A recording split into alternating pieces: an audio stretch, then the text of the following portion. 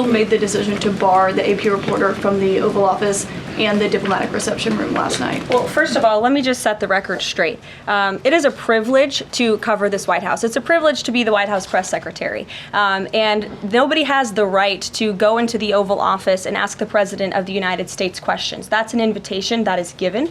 And there are hundreds of outlets on this campus, many of you in this room who don't have the privilege of being part of that pool every single day and getting to ask the President questions. We reserve the right to decide who gets to go into the Oval Office, and you all have credentials to be here, including the Associated Press, who is in this briefing room today. But isn't it retaliatory in nature is the argument, because the reason that the AP was barred, which they said was because they're not using the phrase Gulf of America, they're using Gulf of Mexico in line with their standards.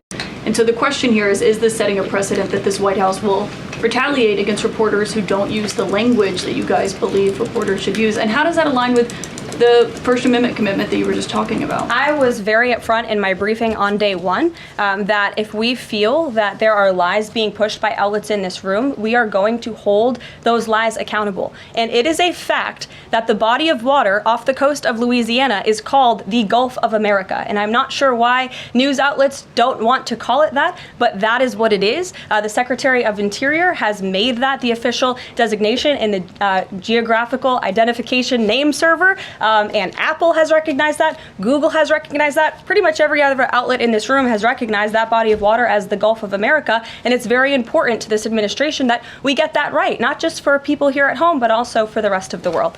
Sure. Thank you, Karen.